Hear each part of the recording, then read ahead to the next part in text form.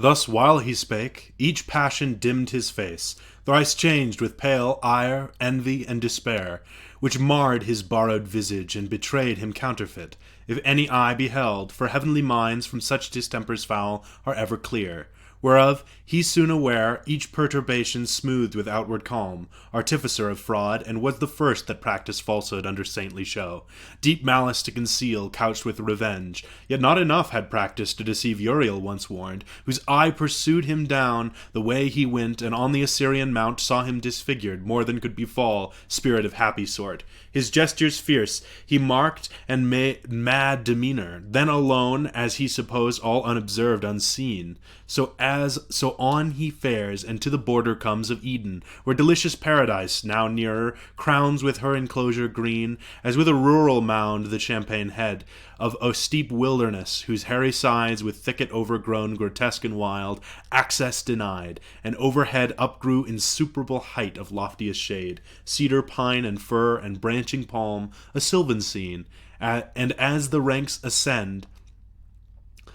shade above shade, a woody theatre of stateliest view. Yet higher than their tops the verdurous wall of paradise upsprung, which to our general sire gave prospect large into his nether empire neighbouring round, and higher than that wall a circling row of goodliest trees loaden with fairest fruit, blossoms and fruit at once of golden hue appeared with gay enamelled colours mixed, on which the sun more glad impressed his beams than in fair evening cloud or humid bow, when God hath showered the earth. So lovely seemed that landscape, and of pure, now purer air meets his approach, and to the heart inspires vernal delight and joy, able to drive all sadness but despair. Now gentle gales, fanning the odoriferous wings, dispense native perfumes, and whisper whence they stole those balmy spoils, as wind to them who sail beyond the Cape of Hope, and now are past Mozambique, off the sea northeast winds blow, Sabian odors from the spicy shore of Araby the blessed, with such delay, well pleased they slack their course, and many a league cheered with the grateful smell of old ocean smiles. So entertained those odorous sweets the fiend who came their bane, though with them better pleased than Asmodeus with the fishy fume that drove him, though enamoured, from the spouse of Tobit's son, and with a vengeance set from Media post to Egypt there fast bound. Now to the ascent of that steep savage hill Satan had journeyed on, pensive and slow, but further way found none, so thick entwined as one continued brake the undergrowth of shrubs and tangling bushes had perplexed all path of man or beast that passed that way. One gate there only was, and that looked east. On the other side, which when the arch-felon saw, due entrance he disdained, and in contempt at one slight bound high overleapt all bound of hill or highest wall, and sheer within lights on his feet, as when a prowling wolf whom hunger drives to seek new haunt for prey, watching where shepherds pen their flocks at eve, in hurdled coats amid the field secure, leaps o'er the fence with ease into the fold. Or as a thief, bent to unhoard the cash of some rich burgher whose substantial doors, cross-barred and bolted fast, fear no assault, in at the window climbs, or o'er the tiles, so clomb this first grand thief into God's fold, so since into his church lewd hirelings climb. Thence up he flew, and on the tree of life, the middle tree and highest there that grew, sat like a cormorant, yet not true life thereby regained, but sat devising death to them who lived, nor on the virtue thought of that life-giving plant, but only used for prospect what well used had been the pledge of immortality. So little knows any but God alone to value right the good before him, but perverts best things to worst abuse, or to their meanest use. Beneath him, with new wonder now he views, to all delight of human sense exposed, in narrow room nature's whole wealth, yea more, a heaven on earth, for blissful paradise of God the garden was, by him in the east, of Eden planted. Eden stretched her line from Oran eastward to the royal towers of great Seleucia, built by Grecian kings, or where the sons of Eden long before dwelt in Telassar. In this pleasant soil, his far more pleasant garden God ordained, out of the fertile ground he caused to grow all trees of noblest kind, for sight, smell, taste, And all amid them stood the tree of life, high eminent, blooming ambrosial fruit of vegetable gold. And next to life, our death, the tree of knowledge grew fast by. Knowledge of good, bought dear by knowing ill. Southward through Eden went a river large, nor changed his course, but through the shaggy hill passed underneath engulfed, for God had thrown that mountain as his garden mold high raised upon the rapid current, which through veins of porous earth with kindly thirst updrawn rose a fresh fountain, and with many a rill watered the garden, thence united fell down the steep glade, and met the nether flood, which from his darksome passage now appears, and now divided into 4 main streams, runs diverse, wandering many a famous realm and country whereof here needs no account, but rather to tell how, if art could tell, how from that sapphire font the crisped brooks, rolling on orient pearl and sands of gold, with mazy error under pendant shades, ran nectar, visiting each plant, and fed flowers worthy of paradise, which not nice art in beds and curious knots, but nature boon, poured forth profuse on hill and dale and plain, both where the morning sun first warmly smote the open field, and where the unpierced shade embrowned the noontime bowers. Thus was this place, a happy rural seat of various view, groves whose rich trees wept odorous gums and balm, others whose fruit burnished with golden rind hung amiable, Hesperian fables true, if true here only, and of delicious taste, betwixt them lawns, or level downs and flocks, grasping the tender herb, were interposed, or palmy hillock, or the flowery lap of some irreguous valley spread her store, flowers of all hue, and without thorn the rose. Another side, umbraguous, grots and caves, of cool recess, o'er which the mantling vine lays forth her purple grape, and gently creeps luxuriant. Meanwhile murmuring waters fall down the slope, hills dispersed, or in a lake, that to the fringed bank with myrtle crowned, her crystal mirror holds, unite their streams. The birds their choir apply, airs, vernal airs, breathing the smell of field and grove, attune the trembling leaves, while universal Pan, knit with the graces and the hours in dance, led on the eternal spring. Not that fair field of Enna, where Proserpine, gathering flowers, herself a fairer flower, by gloomy Dis was gathered, which cost Ceres all that pain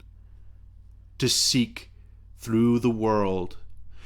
nor that sweet grove of Daphne by Orontes, and the inspired Castilian spring might with this paradise of Eden strive, nor that Nicean isle, girt with the river Triton, where old Cam, whom Gentiles Ammon call, and Libyan Jove, hid Amalthea and her florid son, young Bacchus from his step-dame Rhea's eye, nor where Abyssine kings their issue guard, Mount Amora, though this by some supposed true paradise under the Ethiop line, by Nilus head, enclosed with shining rock, a whole day's journey high, but wide remote from this Assyrian garden, where the fiend saw undelighted all delight, all kind of living creatures new to sight and strange, 2 of far nobler shape, erect and tall, godlike erect, with native honor clad, in naked majesty seemed lords of all. And worthy seemed, for in their looks divine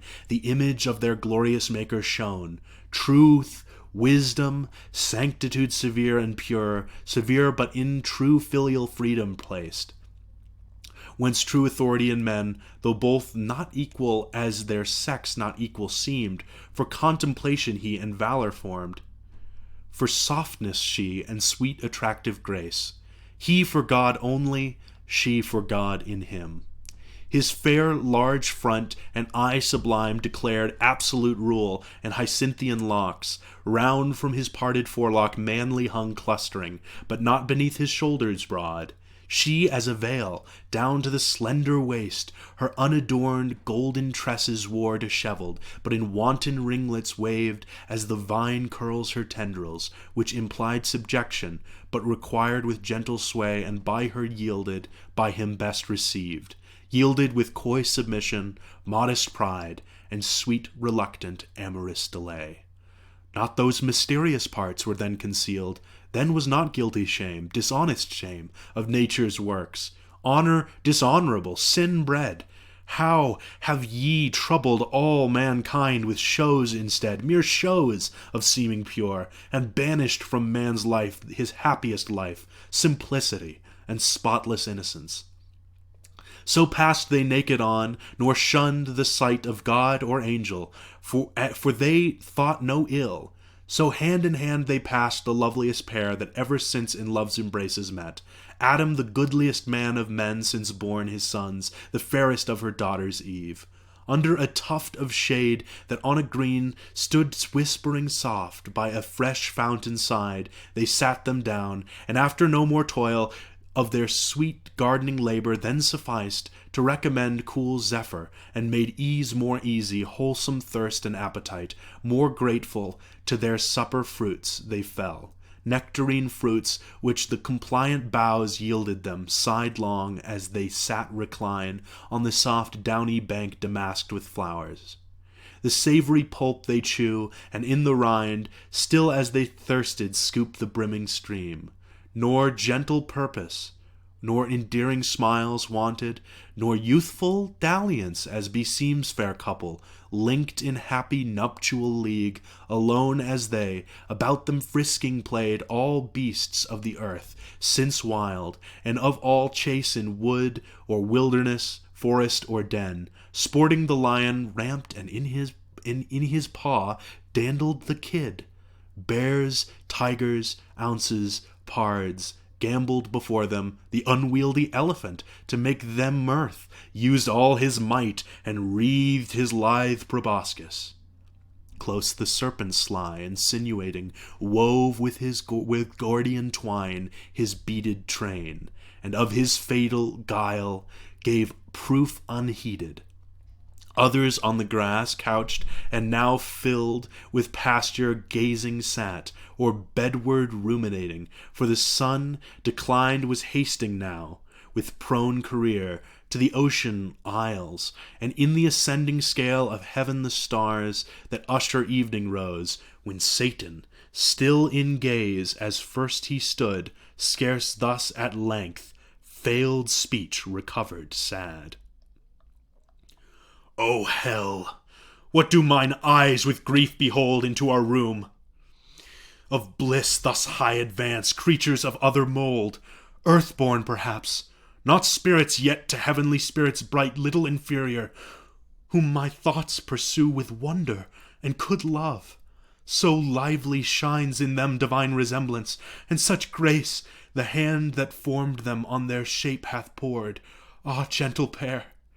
Ye little think how nigh your change approaches, when all these delights will vanish, and deliver ye to woe, more woe, the more your taste is now of joy, happy, but for so happy ill secured, long to continue, and this high seat your heaven ill fenced for heaven to keep out such a foe as now is entered, yet no purposed foe, to you whom I could pity thus forlorn, though I unpitied. League with you I seek, and mutual amity so strait, so close, that I with you must dwell, or you with me. Henceforth my dwelling haply may not please, like this fair paradise, your sense, yet such except your Maker's work he gave it me, which I as freely give. Hell shall unfold to entertain you to her widest gates, and send forth all her kings. There will be room, not like these narrow limits, to receive your numerous offspring. If no better place, thank him who puts me loath to this revenge on you who wrong me, not for him who wronged. And should I at your harmless innocence melt, as I do, yet public reason just, honor and empire with revenge enlarged, by conquering this new world, compels me now to do what else, though damned, I should abhor.